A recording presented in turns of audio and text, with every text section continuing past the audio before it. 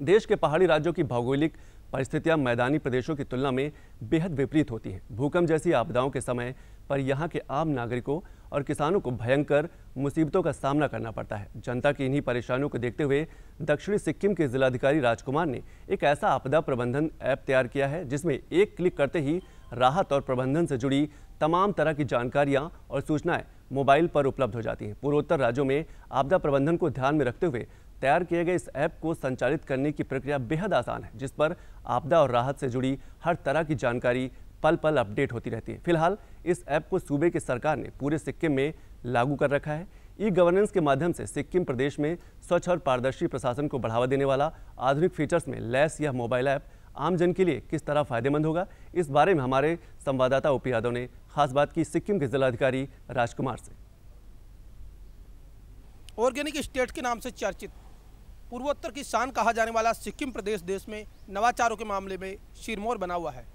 जैविक खेती के नव प्रयोगों के बाद अब यहाँ आपदा प्रबंधन का नया मॉडल देखने को मिल रहा है।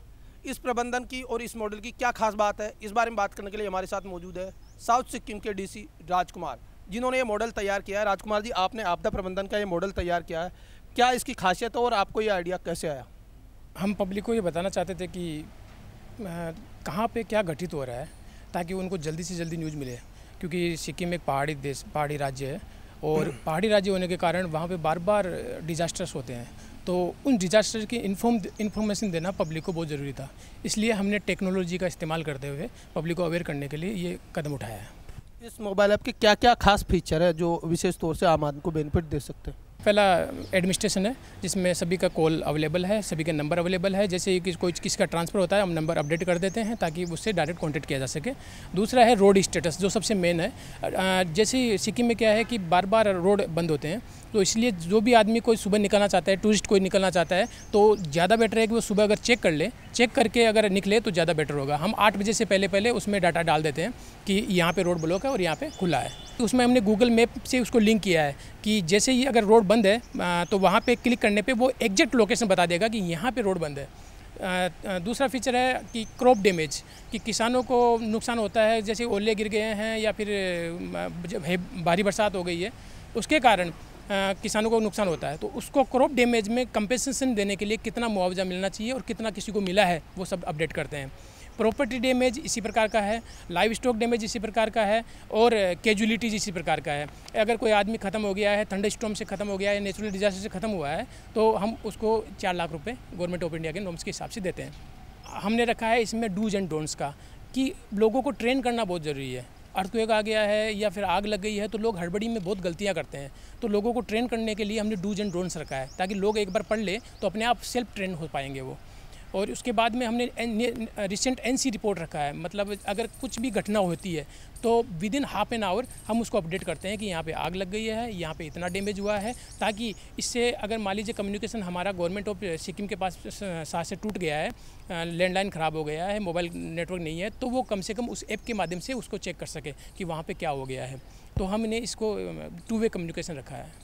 प्रशासन की जो जानकारियाँ जनता तक पहुंचने में बड़ी देरी होती है, तो आपदा के संदर्भ में इस तरह की जो अपडेट्स हैं वो किस तरह इस मोबाइल ऐप पे आ जाती है? आपदा से रिलेटेड फर्स्ट इन्फॉर्मेशन बहुत इंपॉर्टेंट होती है और इसके लिए हमने ये नंबर डाले हैं ताकि पंचायत और जो भी रेवेन्यू सुपरवाइजर हमारा फील्ड में है वो डायरेक्टली हमें कॉल करके बता पाए, और उसके इन्फॉर्मेशन को हम कन्फर्म करने के बाद में एडमिन पैनल के थ्रू इसमें मोबाइल ऐप में डालते हैं, ताकि पब्लिक को अवेयरनेस मिलती है कि कहाँ पर क्या हो गया है। तो किसानों के संदर्भ में क्या क्या खास फीचर्स इसमें हैं?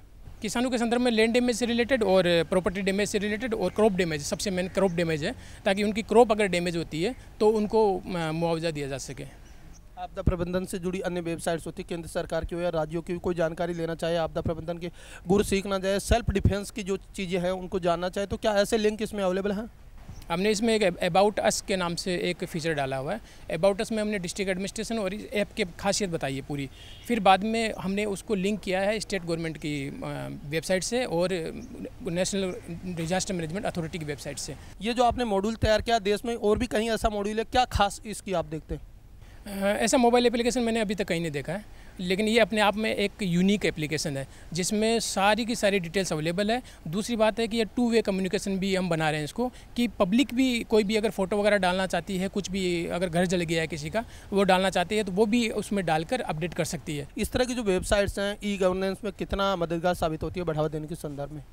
आजकल क्या है कि स्मार्टफोन का ज़माना है, इसीलिए हमने मोबाइल ऐप चुना है। जैसे मान लीजिए आपदा आती है और आपको किसी को कॉल करना है तो हमने उसमें 1 टच कॉल फैसिलिटी दी है, ताकि जैसे ही आप डिस्ट्रिक्ट कलेक्टर को कॉल करना चाहते हैं 1 टच, एक बार कॉल टच करेंगे ऑटोमेटिक कॉल हो जाएगा। तो ये थे साउथ सिक्किम के युवा एवं तेज तर्रार जिलाधिकारी राजकुमार, जिनका मानना है कि सिक्किम की भौगोलिक परिस्थिति को ध्यान में रखते हुए तैयार किए गए इस मोबाइल ऐप से आपदा के समय किसान और आम जनता को बचाव और राहत कार्यों की जानकारी तो मिलेगी, प्रशासन उनके लिए क्या मदद कर रहा है इसकी भी एक क्लिक करते ही घर पर मोबाइल से तुरंत सूचना मिलेगी। कैमरामैन एसपी दुबे के साथ OP Yadav, DD news, Delhi.